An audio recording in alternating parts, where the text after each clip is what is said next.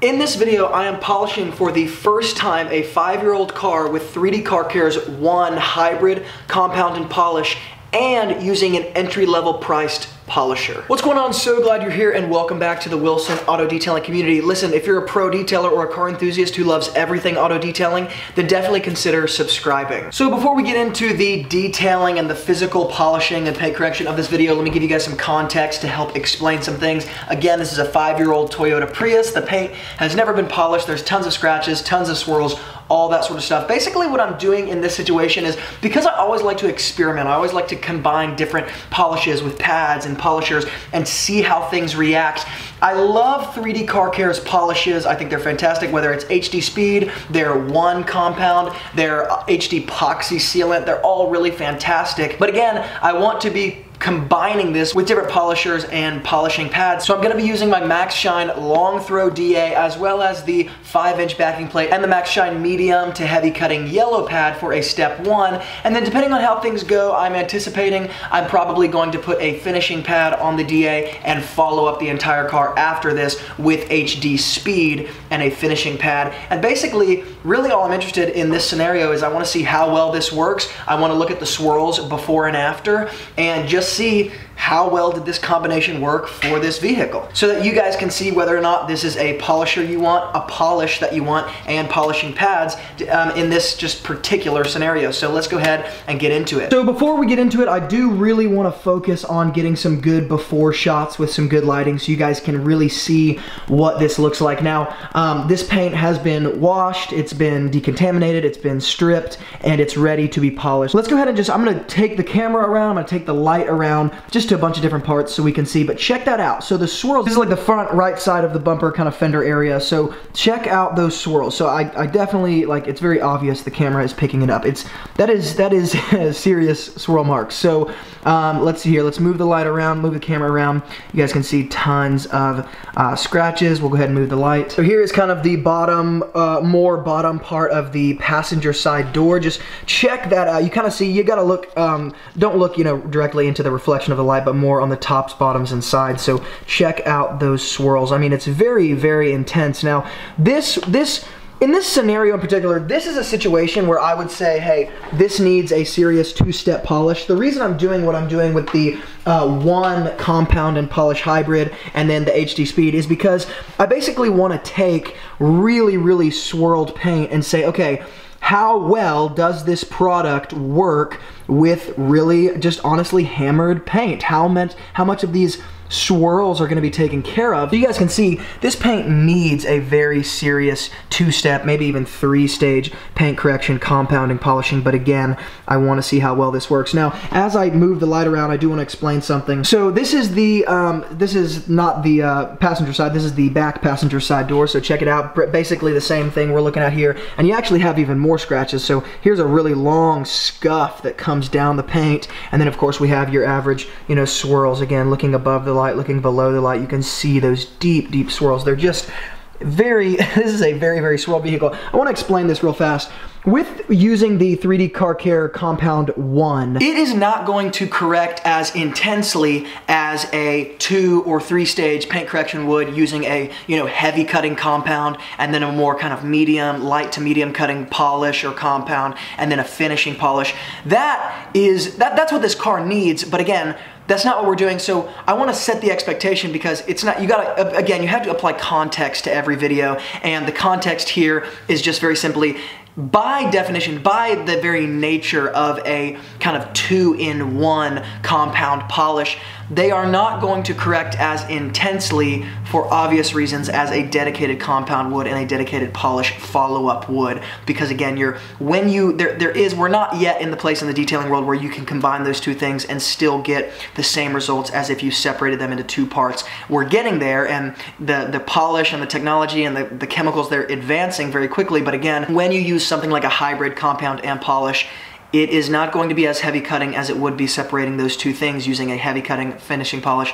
And so I'm not expecting crazy results, so I'm trying to manage your expectations as well, but I am expecting very good results. And again, this is going to give us a good idea of kind of how this compound works with really, really terrible swirled paint. Again, a couple other variables here are, number one, you have to take into account the the color of the paint itself. Number two, you have to take into account how long it's been that this car has not been polished, not been cleaned, not been maintained. And number three, you got to take into account the hardness or the softness of the clear coat of the paint itself. And so again, taking everything into context, you can't just take this one video and say, oh, this is how the Max Shine polisher works. This is how the hybrid compound polish works from 3D Car Care. You got to take into account these variables and apply context. So that's basically all the variables I can think of. So let's go ahead and polish. So a couple notes here. I'm just going to be using about this amount of polish. Generally speaking, you divide the hood, into two different parts. Again, I'm working in the garage. It's probably about 40 degrees outside. We're in a cool environment. We're not out in the elements. We're under a roofed area. Now, I may or may not divide the hood into two separate parts, or I might just go ahead and do the whole thing. But basically what I'm gonna do is apply the polish with the DA. I'm not gonna wipe it off until I finish the entire car. Then I'll go back and wipe it off. I'm not taping off anything because generally speaking, when you're using a DA and a polish like this, it's very easy to control where you are getting your polish. There's not going to be a bunch of sling like there would be if I was using a rotary and a wool pad, so I'm not really worried about that. Again, I'm not going to burn any edges with this polisher and with this pad. Basically, what I'm saying is I'm not really worried about working in the the classic 2x2 sections, right? The directions of all these chemicals will say work in a 2x2 section, Well, when you're in a cool environment in the shade in a roofed area, you can do a lot more than that because you're not going to have the kind of the problem that other people have when they're outside or in the sun or not in a cool area. So again, it's a very controlled environment. I don't have to necessarily work in a 2x2 area. I'm gonna put my polisher on about 3. I might even go a little bit slower than 3. Basically what I'm doing is trying to let the pad and the polish do the work without heating up the surface, the pad, or the polish too much, because when that polish gets hot, it does not actually work at the maximum ability that it can. So I'm gonna keep it probably between 2 and 3 throughout the entire car, probably not go above 3 at all in this stage. When I do a finishing polish, I will probably go a little bit faster than 3, but again, that middle of the road speed is probably what I'm looking for here. So here it goes. I'm gonna speed up probably most of this, but I'll also give some instances of slower working just so you guys can see how quickly or not quickly I'm moving the polisher, and just to give you guys a little bit more kind of real time what this looks like.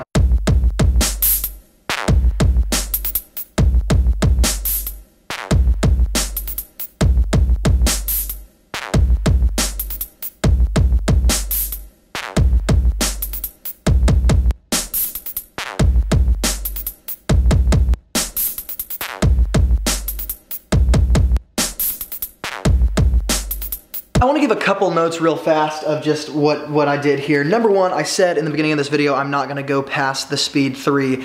That was a lie because basically what happens is I'm starting on about 2 to 3, right? I'm starting, let's just say 3. I'm starting on speed 3. This is a 900 watt motor inside this Max Shine polisher, so there's a lot of power behind this machine. Now it's also on a 5-inch backing plate, okay? So there's a lot of focused power here.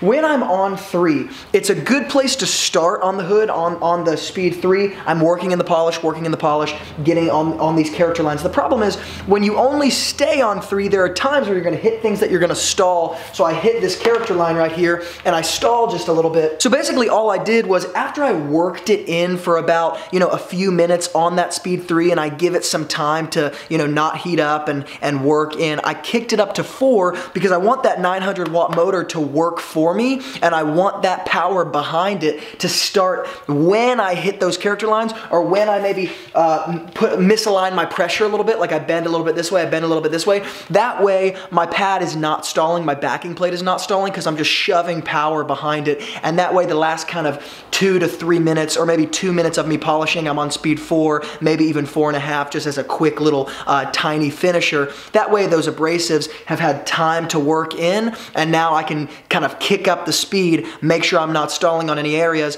and because I do it on that last half, it's not going to heat anything up at any high degree where it's not going to work it in very well. Not to mention, again, it's like 40 degrees outside. The paint surface is extremely cool, so that is just another advantage in this specific scenario in that I'm not worried about the polish heating up when I kick it up to those higher speeds. But again, I want my polisher to work for me. I want to put that 900 watt motor to work. I'm not putting a ton of pressure down. I'm just letting the weight of the polisher do the work. But again, in order to kind of keep that from stalling on those certain contour lines, character lines, I'm gonna go ahead and kick it up to a higher speed as I start to finish whatever kind of surface I'm polishing when I wanna move to the next panel.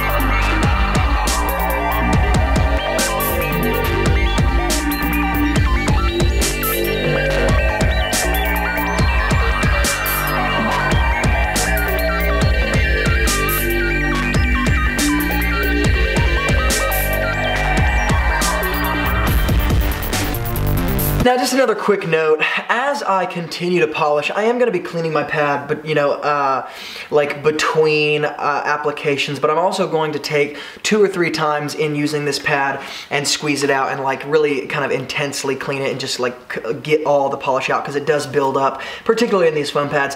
As I continue down this side, driver's side, and the roof and all this stuff, I'm going to be using less and less polish, because again, you just build up more and more polish as, you know, for obvious reasons as you continue. So like, for example, for this front right fender, I'm just going to be using this much. Okay, so that's not much at all, right? But that's all I'm gonna need for this entire panel right here, this entire right fender. So I'm also going to be using this same pad the entire time. Again, I'm gonna be cleaning it as I go and really like officially, intensely cleaning it 2 or 3 times as I continue. But the reason why I'm doing that is because I like to use pads like these for the entire length of the vehicle, because number one, it's much easier to use a foam pad when it's cold outside without it kind of ruining almost. And then number two, it kind of gives me a good idea of how, just the quality of the pad, because if I can use this pad for the entire car and it still stays intact, which it is, you know, as you can see, it's really, really looking good, then that tells me it's just a well-made pad. So here we go.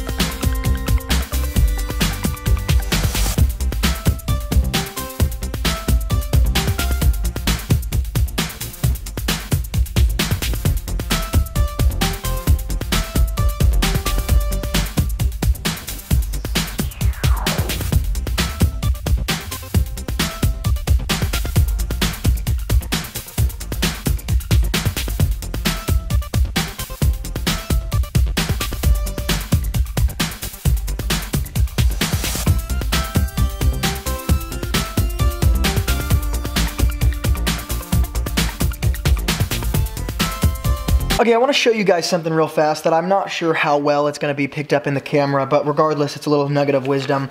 Many guys message me and they're like, okay, I'm not getting the results I want with my dual action polisher. I'm not getting the results. Okay, number one, you have to manage your expectations because, like, for example, this car, it's going to come out really good. It's not going to come out perfect. I already know that on the front end. Number two, practically speaking, with a dual action random orbital polisher that is not necessarily forced rotation, yes, you will have the backing plate stall sometimes, and generally speaking, on the Wilson Auto Detailing community and channel, I'm always talking about how let the polisher do the work, you know, don't be too hard on yourself.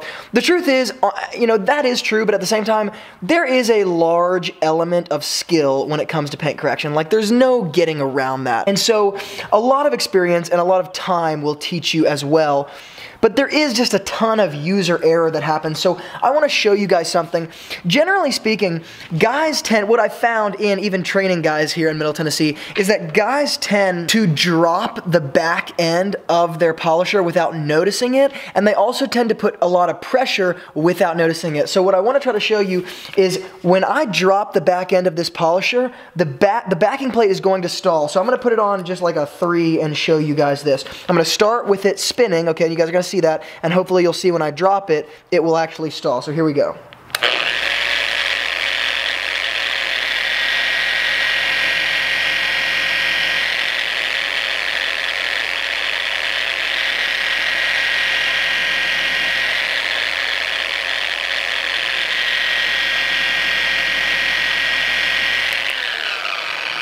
Okay, so I hope you guys could pick that up in the camera. It might be easier if I made a little check mark or something, but the backing plate is black, so I'd have to get like a silver marker. But again, when I dropped the backing plate stalled. When I picked the back end up, it started to spin just like it was supposed to. So it never stops revolving, right? You're not going to make it stop revolving. You can make it stop spinning. That's what a stall is. And when you stall it, it is going to, you know, not work at the maximum of capacity, right? The purpose of a dual action polisher is to spin on an axis and revolve around that axis at the same exact time. And so don't drop the back end of the polisher. Now, something to note is when you are dealing with a surface that isn't completely flat. So like when you use a DA on a hood, it's very easy to just rest the DA on the hood and let it do the work, right? It's not going to really stall. It's just a flat, plain surface. This is not a flat surface, right? I mean, it is, but it's got like contour lines. It's got body lines here, down here. I have to hold my polisher upright. I'm not just setting it down. At the same time, I don't want to drop the back end of the polisher, but at the same time, there are times when I need to drop the back end of the polisher because it conforms, it fits to the panel that I'm polishing. So for example, this panel kind of sits like this, right? So I don't want to drop the back end of my polisher because then all of a sudden the bottom part of the polisher is getting all the pressure, getting all the friction. It's going to stall the backing plate. If it's sitting like, if the panel's sitting like this and I drop the polisher, we stall. If I conform it and pick up that back end and kind of put it flat on that surface, right? I'm dispersing all of the friction, all of the pressure, all of it on the surface area of the pad so that every part of the pad is touching. So rather than dropping it, I'm picking it up like this. All of a sudden, my DA is going to stop stalling because there's not an unequal amount of pressure on one end of the pad, particularly a heavy cutting foam pad that does not, you know, have really much give to it because again, you're putting a lot of pressure into the paint. You're wanting to do that heavy cutting. This pad doesn't have a lot of give. So if I drop this back in, I'm going to start stalling. If you are not getting the results you want, start checking. Are you putting too much pressure in? Are you dropping the back end? Another thing with this Max Shine DA is I can use one hand. So check this out.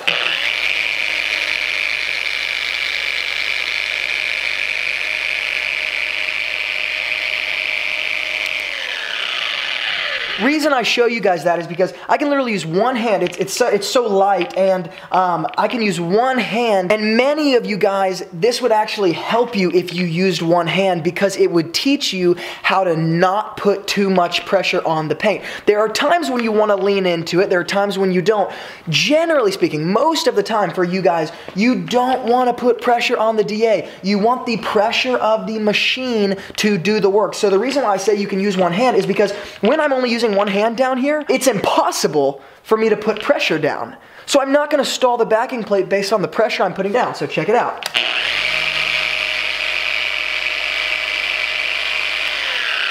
So I can do that and still maintain control, right?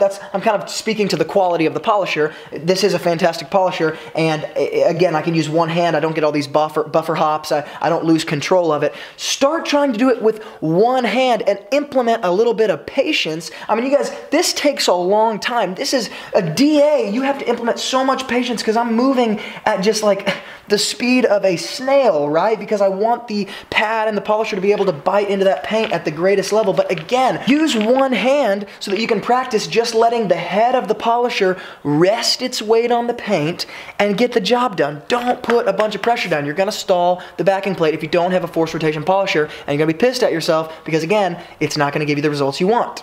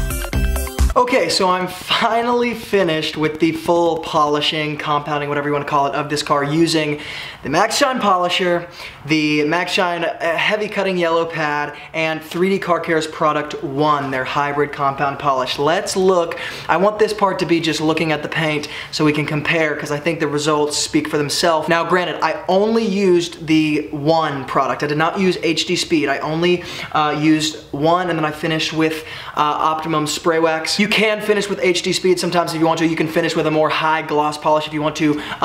Those high glossing agents are worked into the 1 product, so you don't have to. Some guys are gonna call me a hack because I didn't, but again, that's just part of the nature of a 1-step, a 2-in-1. They work in those high glossing agents, and so I just finished with the car wax. So let's go ahead. These results, without a doubt, speak for themselves. Now, basically what I wanna do is just go to all of the paint areas that I went to before I before I actually started polishing, so we can just do a direct comparison. You can literally go back to the beginning of this video if you want and look at what it looked like before. This is pretty astounding, to be honest with you. Now, I'm gonna explain to you guys a couple things I can see in person, and then a couple things you probably might not be able to pick up in the camera. Number 1, there are no swirls. Like when I say there are no swirls, I mean there are none. There's scratching left. There is not even, I can see no swirls. This is not exaggerating. Again, there's no way to forge this. You guys are seeing what I'm seeing. Okay? So check this out. I'm gonna move around. It's not because the lighting isn't bad. It's not because the lighting is bad. Some people are gonna comment and say, oh, you need to get better lighting. That doesn't really do it justice. No, no, no. Go back to the beginning of this video. You could see the swirls like crazy with this light. It's not the lighting. The product, coupled with this polisher, coupled with this pad, literally did this. Now, there are a few rock chips, so you guys can see when I come down here, there's a few rock chips, there's a few scratches, and what we have left are what the detailing industry calls RIDs, or RIDS, random isolated deep scratches. So the only thing left, there's no swirls left, the only thing left are, again, random isolated deep scratches, just scratches here and there going any which way, not in a swirl pattern, just any which way, a little bit around here. that are just a little bit deeper that the compound polish, you know, 1 is not going to take away. So let's move down a door and look at the paint down there. All right, here we go again. This is the passenger side, but it's not the front door, it's the back door here. So check this out. I'm gonna focus in the camera. I'm gonna move around so we make sure we're being fair here. Again, there are no scratches. I mean, I'm sorry, there are no swirls left. There are no swirls. Again, I just want this second half of this video, or the finishing part of this video, to just be looking at the paint, because, I mean, I don't know what I can say about this other than it's just, these results are speaking for themselves. Now granted, it took a while, right? It's completely dark outside. It took a while to do this, but check that out. Dang. It just looks so good. So I'll try to pick this up, move it around a bit. Look, I mean, just, again, there's some random isolated deep scratches, some random rock chips, but I mean, just looks fantastic. So there it is with the light. All right, check it out. Again, you see no swirls. I really encourage you guys to go back to the beginning of this video and look and see what the swirls look like, because this is ridiculous. Now, just to be totally fair, we did also look at the front fender. Remember the front bumper, front fender? Go back to the beginning, rewatch the beginning, check it out. Look at what the swirls looked like on this thing. Now look at it. Seriously, go back to the beginning of the video. Look at what the swirls looked like beforehand. I mean, it's just crazy, the difference. Look at that. Is it perfect? Not at all. Is it ridiculously improved? 100%. I mean, come on, just seriously, please look at the beginning and just look at the difference. So now what I want to do is just take you guys around. I'm not going to use the light. I just want you guys to kind of see the finished product here. And again, actually, these lights in this garage particularly are good at actually finding swirl marks and stuff. They're not LED, but these just kind of traditional lights up here, actually, because I've worked in this garage a ton, do very, very well at finding swirl marks. But look, even when those lights hit the hood, check that out. No swirls. So, I'm just gonna go around and show you guys kind of the finalized picture. This camera doesn't do very good in low lighting or in the dark, but again, just wanted to show you guys real fast. This took a very long time, but the paint looks fantastic. I'm just gonna get one more look here in the camera here, just to try to get a good angle, so check that out. Just no more swirls. Definitely still scratches, definitely still rock chips, definitely still imperfections, but I mean, just look at that. Look above the light, beside the light, below the light. Just really, really amazing results. So just a quick recap as far as the products and tools I used. Number 1, I used 3D Car Care's 1, their hybrid compound and polish. Number 2, I finished with a spray wax, Optimum car wax. I'm actually planning, I think I'm gonna put a ceramic coating on this car either tomorrow or a couple days from now, so I'm just doing something small to protect it. Number 3, I used the heavy cutting yellow foam pad from Max Shine, and I also used Max Shine's M15, their 15mm long throw dual action polisher, and there you go. So if you like this video, hit the thumbs up button if it added some value to your life. And of course, all the questions, comments, concerns, put them in the YouTube comments below. Listen, if you want to pick up any of the tools or products that were used here, check out the YouTube description box below the video. I hook up Amazon links to all that stuff. And of course, if you want more information on all this stuff, auto detailing, check out my website, detailingjunk.com. Listen, if you're new here and you're a pro detailer or car enthusiast and you just love everything auto detailing, then consider subscribing to the channel. And as always, thank you guys so much for being involved here. And from Luke, here at Wilson Auto Detailing, keep working hard, and I will see you guys in the next video.